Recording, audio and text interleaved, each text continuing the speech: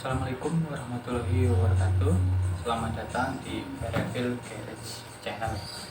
Hari ini saya akan mengulas seputar shotgun merek Blackdecker ini ya.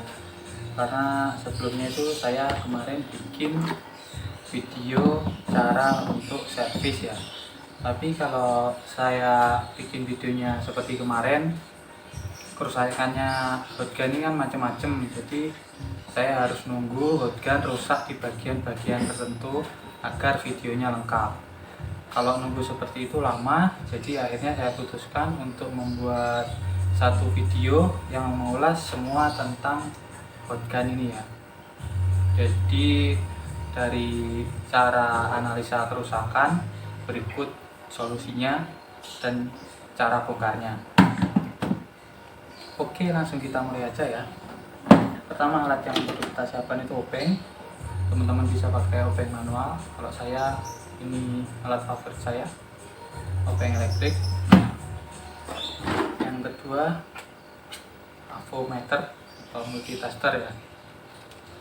Oke, langsung kita bongkar aja.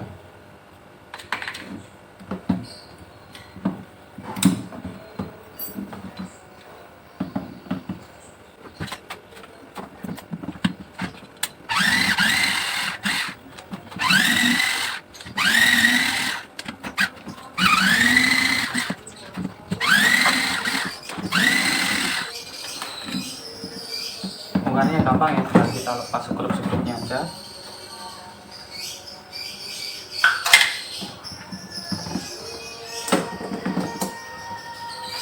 Langkah pertama, pengecekan jika shotgun ini mati ya. Jadi kita pakai avometer seperti ini, kita arahkan ke on, atau jika teman-teman pakai digital atau yang analog langsung diarahkan ke yang kontinuitas. Artinya kalau pakai jarum, ketika ini dihubungkan langsung mentok ke sini ya. Itu untuk ngecek sambung atau tidaknya kabel. Kalau ini ada suaranya, nah seperti itu. Jadi kalau ini bunyi artinya kabel itu sambung. Langkah pertama yang perlu kita cek adalah ini. Kita hubungkan dulu. Kalau ini terhubung artinya ada kabel yang konslet di dalamnya. Jadi ini nggak boleh terhubung kecuali kondisi on. Kalau kondisi on ini terhubung itu benar, tapi ketika di saklarnya ini kondisi off, ini nggak boleh terhubung. Artinya kalau ini tidak terhubung dalam kondisi off, ini normal kabelnya. Tapi kalau ini terhubung, berarti ada kabel yang putus dan bersentuhan di area kabel ini. Yang kedua, kita cek sambungnya kabel dari sini sampai ke sini. Ini bukan ini ya. Jadi salah satu itu harus bunyi. Nah, salah satu bunyi, salah satu mati. Kalau salah satu bunyi, ini artinya tersambung sampai ke sini. Nah, ini terhubung, sebelahnya tidak. Ini artinya kabel ini normal. Ketika kita hubungan ke sini dan dua-duanya mati, ini ke sini dua-duanya mati, berarti dua-duanya kabel ini putus. Kalau salah satu, berarti salah satu kabelnya itu putus. Setelah misal ketemu, kalau misal ini salah satunya mati, kita cek, kita telusuri dari sini. Nah, kalau di sini kabelnya ada yang bengkok, patah, seperti patah, biasanya di bagian sini ya, dalam sini. Ketemu putus di sini, kabelnya ini kita lepas. Kita lepas ini ya.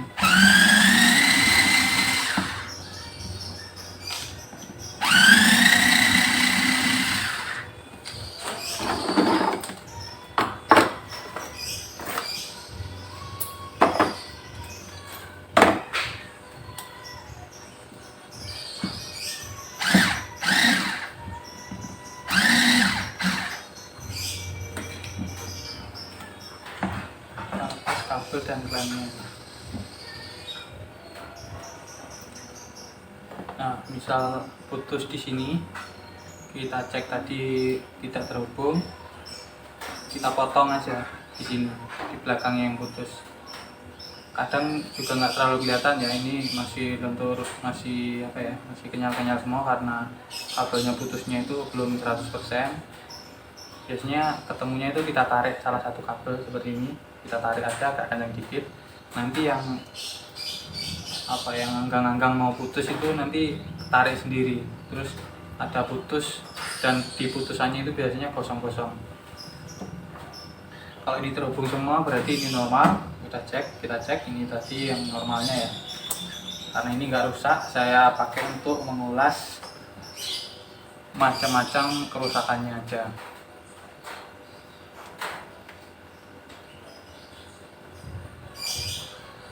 Berikutnya ini saklar ya. Cara ngeceknya sama, kita pakai apometer, kita hubungkan untuk mengecek masih terhubung. Kalau kita arahkan ke angka 1,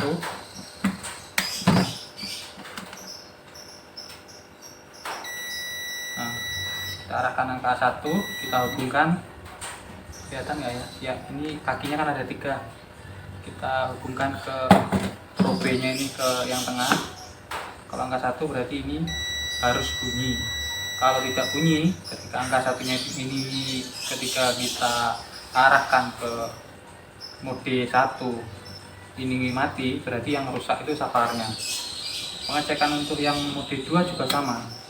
Kita hubungkan ke tengah, kita hubungkan ke yang atas. Kalau ini tersambung berarti saklar ini normal. Kalau nggak normal ini mati. Jadi misal ini mati, kita bisa ganti pakai saklar lain yang kakinya 3. Atau kalau teman-teman nggak mau pakai saklar ya harus bisa menyambungnya. Mungkin nanti saya share cara menyambungnya pakai saklar yang jenis lain selain yang kaki 3 ini. Cuman kalau bisa biar lebih gampang, terutama untuk teman-teman pemula, misal cari aja yang kakinya 3 seperti ini, biar fungsinya tetap maksimal ya. Soalnya sebenarnya kalau untuk sablon itu saklar nomor 1 itu jarang dipakai karena yang dibutuhkan itu panas maksimal. Biasanya kalau untuk kain-kain yang biasa itu panasnya tetap yang diambil yang maksimal tapi jarak yang diatur. Jadi kayak kain-kain PE, PTM dan sejenisnya itu kalau terlalu dekat nanti kainnya cepat berlubang karena ada campuran polyesternya, banyak sekali polyesternya ya. Kalau katun dekatkan kayak gini, cuman jarak sekitar 2 jari atau 1 jempolan gini aman karena bahannya ini kapas, nggak mudah terbakar, nggak mudah bolong kayak bahannya PE. Oke, selanjutnya ke dinamo ya. Jadi ini untuk kabel listrik itu nggak ada plus minus ya, apa ya nyebutnya. Pokoknya kabel yang masuk itu yang satu ada aliran listriknya, yang satu keluar. Kalau ini yang masuk ini ke sini ya, jadi yang satu itu kabel yang satu langsung masuk ke dalam sini. Ini kita bahas juga, kita lepas dulu ini.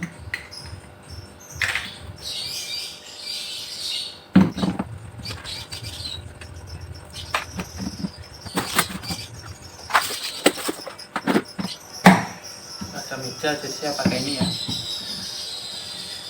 Untuk melepas ini pertama itu kita siapkan tang. Kalau bisa yang lancip ini biar lebih mudah. Kita buka ini.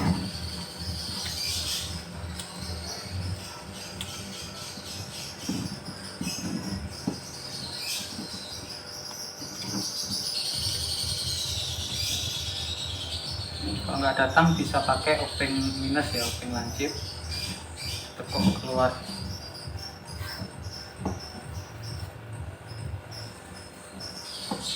Jadi fungsinya cuma corong aja ya, untuk mengarahkan angin.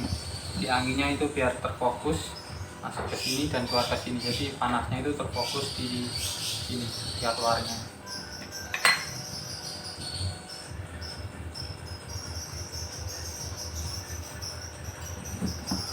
kertas ini fungsinya untuk apa ya, isolator istilahnya. Jadi biar kawat niklin ini, kawat yang kayak spiral-spiral ini bahannya niklin, tidak bersentuhan sama ini. Jadi ini nggak nyetrum ya. Ini misal udah lama biasanya hancur, rontok sendiri. Kalau ini udah rontok sendiri, terus ini nggak tahu namanya, ini mungkin semacam kayak asbes gitu ya, saya nggak tahu bahannya ini apa. Tapi kalau ini terlalu lama biasanya itu gerigi-geriginya juga hancur. Jadi kalau misal ini udah hancur, dalamnya ini hancur, sebaiknya beli yang baru daripada diservis. Jadi kita baca jalur kabelnya ya. Untuk bisa servis, teman-teman itu harus memahami dulu cara kerjanya dan jalur kabelnya. Kalau enggak nanti misal bisa itu hitungannya bisanya karena beruntung ya. Jadi takutnya nanti kalau misal mengandalkan beruntung terus, suatu saat bisa merugikan orang lain ya. Jadi kita cek yang putih ini masuk sampai ke sini. Dari sini tuh ada yang masuk ke thermofuse ini kecil.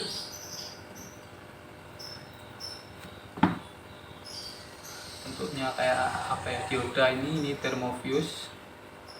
Fungsi thermofuse ini ketika dia terkena panas yang berlebih, misal ini overheating karena dinamonya ini mati, yang putus ininya dulu. Jadi kawat niklinnya ini nggak putus, karena ini kalau misal terlalu panas nggak kena kipas ini bisa putus sendiri ya. Jadi misal kipasnya ini mati atau terlalu pelan, ini panasnya berlebih, ini yang putus dulu. Jadi ini melindungi kawat niklin ini. Tapi ini kadang nggak begitu berfungsi ya, kurang akurat. Jadi ketika si dinamo ini rusak, kadang yang putus itu di sininya. Kadang dinamo nggak rusak karena pemakaiannya terlalu lama, ini juga yang putus.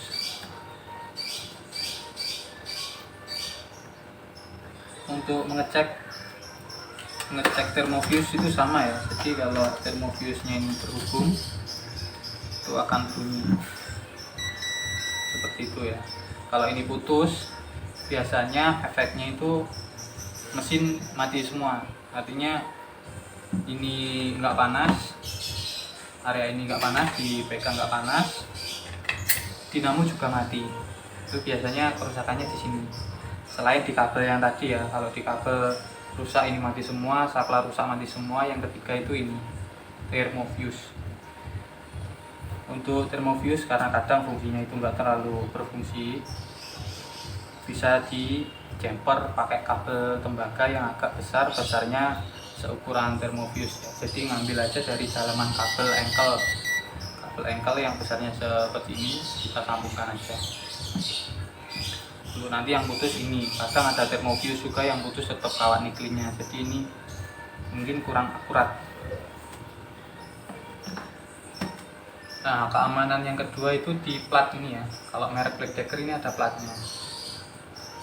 Platnya ini kalau panasnya terlalu over, misal teman-teman itu pakainya berjam-jam tanpa mati karena misal operatornya ada 2 atau 3, jadi yang nyablon 1, gambarnya besar, terus untuk manasinya lama, ini akhirnya nyala terus tanpa dimatikan. Kalau ini overheat, artinya terlalu panas dari suhu yang disarankan sama mesinnya, ini plat ini nanti jeplak apa ya, jadi jeplak ke atas, melengkung ke atas gitu ya, karena terkena panas yang berlebih, akhirnya memutuskan arus untuk sementara. Jadi ini nanti plat ini kalau udah dingin kembali lagi seperti semula, jadi menyambungkan seperti ini. Kalau panas berlebih dia jeplak lagi, kalau dingin dia kembali lagi. Jadi misal alat teman-teman suatu saat mati, coba didiamkan aja dulu beberapa saat sampai ini kira-kira dingin. Kita diamkan setengah jam atau 15 menit sampai kira-kira sudah dingin, ini kembali. Biasanya ini kalau kembali juga ada bunyi tik kecil gitu ya, ini karena ngeper jadi ada bunyi tik. Nah seperti itu ya bunyinya. Jadi misal ini mati, yang keempat itu ini tersangkanya, tapi ini kalau udah dingin bisa kembali hidup lagi, nggak seperti yang lainnya kalau udah putus ya harus disambung. Dari sini ada yang masuk ke kawat niklin yang kecil ini ya. Kawat niklin yang kecil ini fungsinya mirip-mirip sama trafo ya. Jadi listrik itu kan masuk 220 volt, voltase 220, tapi ketika masuk ke sini karena ini kawatnya kecil, ini menghambat listrik.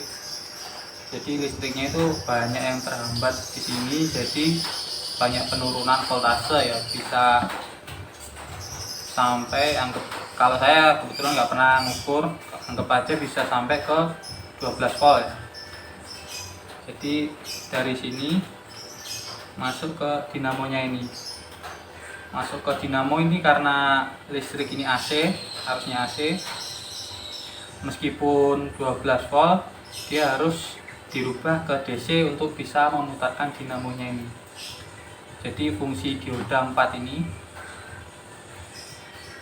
fungsinya untuk mengarahkan arus, merubah dari arus AC ke DC. Setelah itu ini masuk ke sini, minusnya ikut yang ini ya. Kalau kita putih tadi kita anggap plus, minusnya dia ikut ini.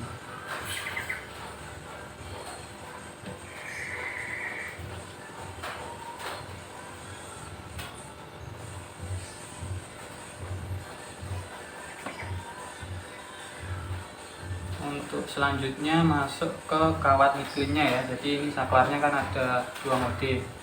Kalau mode pertama di model yang merek ini, backdecker ini kawat niklin itu dibagi menjadi 2 bagian. Jadi dari sini itu masuk ke sini, sampai dari sini sampai ke tengah-tengah ini satu kumparan kawat. Dari sini langsung kembali ke sini masuk ke saklar ya. Jadi kalau saklar ini menyala itu nanti cuma menyalakan separohnya aja, separuh kawat niklinnya. Kalau yang mode 2 ini, mode yang paling panasnya, ini menyalakan semuanya. Jadi kalau ini menyala, ini di sini hubungannya itu di sini. Jadi dari yang kecil ini nanti menyala, yang separuh bawah ini menyala, yang separuh atas ini juga menyala. Untuk kerusakan kawat niklin itu biasanya karena pemakaian ya, karena ini kan kawatnya kecil, diameternya ini mungkin cuman 0,6 atau 0,8 mm ya. Ini karena dipanasi terus selama berjam-jam, padahal ini kawat ini cuma sekecil ini, dipanasi, panasnya itu maksimal ya, sampai ini tuh nyala merah. Kalau dipaksa terus lama-kelamaan itu akan putus. Jadi kalau bisa pemakaian itu ya dibatasi lah, paling enggak 2 jam itu dimatikan, ganti yang lain. Kalau udah ini nyalakan lagi 2 jam dimatikan, biar ini ada istirahatnya ya. Tapi ya yang namanya orderan kadang itu banyak, kadang sedikit. Jadi kalau misal pas banyak itu terpaksa ini harus nyala terus ya. Kadang untuk putusnya kita harus cari ya, di bagian putusnya nggak terlalu terlihat. Kadang putusnya itu di dalam keramik sini. Jadi kawat yang terakhir itu masuk ke dalam keramik, keluar lagi itu ke sini. Jadi biar kawat itu nggak bersentuhan sama kawat lainnya, karena kalau kawat ini sentuhannya terlalu dekat nanti lebih panas lagi. Kalau lebih panas lagi artinya ini lebih cepat putus. Jadi misal teman-teman membongkar si kawat nikkelnya ini terus putus di sini, ini tinggal ditarik sedikit aja, yang putus dipotong, yang ini juga dipotong, lalu disambungkan. Sambungannya agak renggang aja ya ketika sambungan di sini, karena kalau terlalu rapat nanti cepat putus lagi. Jadi cuman disambung aja, setelah itu dikembalikan, udah bisa kita coba. Ketika nyoba ini kita hubungkan ini ya, kalau nyoba jangan lama-lama, maksudnya kita colokkan aja ini. Ketika udah kelihatan agak nyala warna merah atau belum nyampe warna merah tapi ini udah panas, langsung dimatikan. Karena kalau ini dibiarkan nyala terus agak lama, nanti ini putus lagi. Jadi putusnya itu lebih parah karena panasnya itu berlebih. Kenapa panasnya berlebih? Karena nggak dikipas sama ini. Jadi kipasnya ini fungsinya yang pertama itu buat mengarahkan panasnya ini biar keluar ke sini. Yang kedua itu untuk mendinginkan kawat nikkelnya ini sendiri ya. Jadi ada dua fungsi, makanya misal dinamonya agak kira-kira bermasalah, cepat-cepat diperbaiki daripada nanti kawat nikkelnya ini putus. Selain dari dinamonya ini, angin itu masuknya dari sini ya, dari sirip-siripnya ini. Sirip-sirip ini biasanya punya teman-teman itu kotor ya, jadi nggak dibersihkan. Harusnya ini itu dibersihkan karena si dinamo ini kan nyembur ke sana ya, nyembur ke depan. Dia itu nyedot angin dari belakang, jadi sedot dari sini disemburkan. Kalau misal ini buntu, otomatis suplai air yang dari belakang itu kurang, dan yang disemburkan ke depan itu juga kurang juga dari standarnya ini. Otomatis kalau misal semburannya kurang, ini lebih panas dan lebih cepat mati. Jadi jangan seneng misal alatnya itu bisa panasnya bagus ya, yang penting normal aja biar awet. Kalau misal pengen panasnya bagus, dinamonya dipelankan aja bisa, tapi kalau ini cepat rusak buat apa? Nanti malah apa ya, nambah-nambahin HPP ya, nambah-nambahin harga pokok produksi. Kadang putusnya juga kawat nikkel itu kadang putusnya juga di sambungan ini, di antara sambungan ini. Teman-teman tinggal nyambung aja. Cara ngeceknya juga sama, teman-teman harus baca jalurnya ini.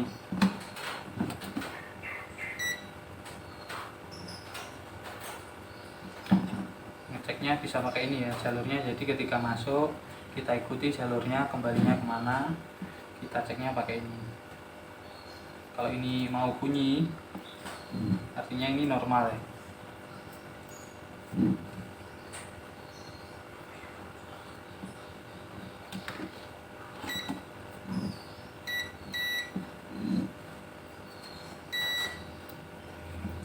Misal kita cek kawat yang kecil ini ya, kawat yang kecil ini kan nyarinya susah, putusnya yang gimana.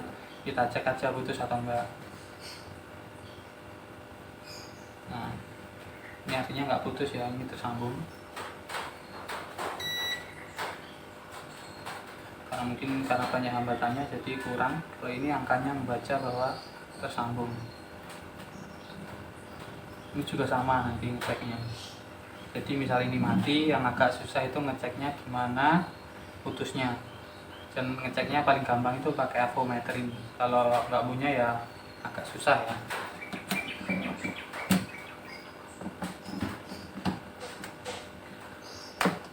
Kalau untuk yang ini normal semua ya, jadi ini normal. Yang terakhir itu baru kita cek dinamonya. Dinamonya itu kadang karena ini berputar terus ya, putarannya juga lumayan kenceng, jadi kadang si kipasnya ini, baling-baling kipasnya ini lama-lama itu maju-maju sendiri atau mundur-mundur sendiri ya. Kalau terlalu maju nanti baling-baling itu gesekan sama ini, sirip-sirip ini. Jadi sirip-siripnya gesekan sama kipas nanti menimbulkan bunyi srek gitu ya. Kalau terlalu ke belakang nanti gesekannya sama yang ini, bodi bagian belakangnya ini. Jadi ini harus pas. Ketika misal punya teman-teman itu ada bunyi gesekan, sebaiknya langsung dicek. Ini sekalian dibersihkan dalam-dalamnya, ini biasanya banyak debunya, biar sirkulasi airnya itu bagus, sirkulasi udaranya bagus.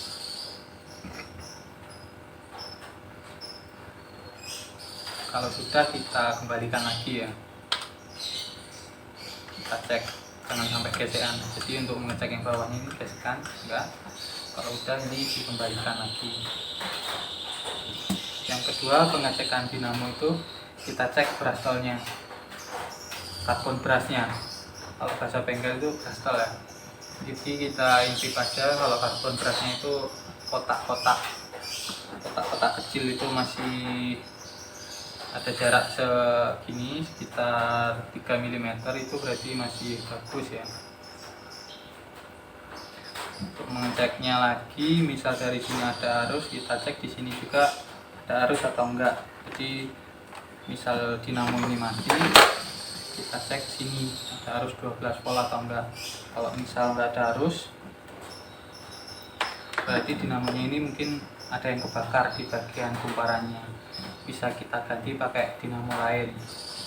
Kerusakan selanjutnya untuk dinamo ini kadang karena pelumasannya kurang, karena ini kan panas. Karena saking panasnya otomatis pelumasan itu lama-lama kering ya. Kalau kering, si bushingnya ini kayak ada bearing kecil sama asnya itu gesekan. Ketika gesekannya tanpa ada pelumas, otomatis ini cepet aus ya. Nanti kalau udah aus, ada oblak, ketika oblak itu bunyi dinamonya itu kasar. Jadi bisa kita ganti asnya aja atau kita ganti sepaket dinamonya ini.